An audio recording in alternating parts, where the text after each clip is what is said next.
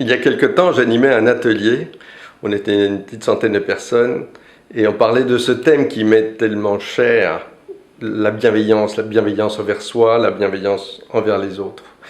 Et parmi les personnes qui y assistaient, il y en a une qui est venue me dire, vous savez Pierre, moi je peux pas changer, c'est pas possible pour moi de changer. Et j'entends souvent ça, les gens qui me disent je peux pas changer, c'est pas possible. C'est faux, on change tout le temps. Et pour vous le montrer, j'aime bien cette étude qui nous vient des États-Unis. Les chercheurs ont étudié 20 000 personnes. Ils les ont interrogées, ils leur ont demandé, mais dans quelle mesure pensez-vous que vous avez changé ces 10 dernières années? Et puis dans quelle mesure pensez-vous que vous allez changer dans les 10 années à venir? Les résultats sont intéressants parce que quand on interroge des jeunes de 18 ans, ils disent oui, ces 10 dernières années, j'ai vraiment beaucoup changé. Mais dans les 10 années à venir, je ne pense pas que je changerai beaucoup. Mais quand on interroge des personnes de 28 ans et on leur demande dans quelle mesure avez-vous changé ces 10 dernières années, ils disent beaucoup.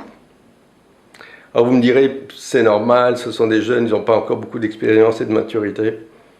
Ok. Mais les chercheurs ont posé la même question à des personnes de 58 ans. Ils leur ont demandé dans quelle mesure avez-vous changé ces 10 dernières années? Beaucoup. Dans quelle mesure allez-vous changer dans les 10 années à venir? Pas beaucoup. Et puis ils ont interrogé des gens de 68 ans. Dans quelle mesure avez-vous beaucoup changé ces 10 dernières années? Vous connaissez la réponse. Oui. Pourquoi est-ce qu'on se trompe à ce point? C'est donc pas l'âge, c'est pas la maturité. C'est un phénomène que les chercheurs appellent l'illusion de la fin de l'histoire. Il y a un moment où on croit que la vie nous a amenés à aujourd'hui et qu'aujourd'hui, c'est fini, on est réalisé, c'est comme ça.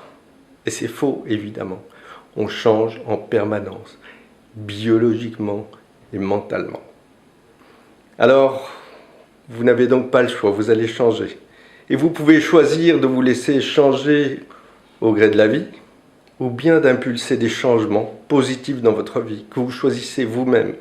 Et parmi ces changements, il y en a bien un que je peux recommander, c'est de changer la relation que vous avez avec vous-même. Parce que quand vous apprenez à être bienveillant envers vous, à être comme un vrai ami, soutenant, positif, constructif, vous créez à l'intérieur une sécurité qui vous permet de mieux vivre et d'avoir de meilleures relations avec les autres. C'est pour ça qu'on a fait cette formation qui s'appelle « Mieux vivre avec soi » pour mieux vivre avec les autres. Il y a un nouveau cycle qui va commencer incessamment. Les informations sont juste ici. Je vous recommande de vous renseigner, de vous inscrire. Ça me ferait vraiment plaisir de vous accueillir. À bientôt.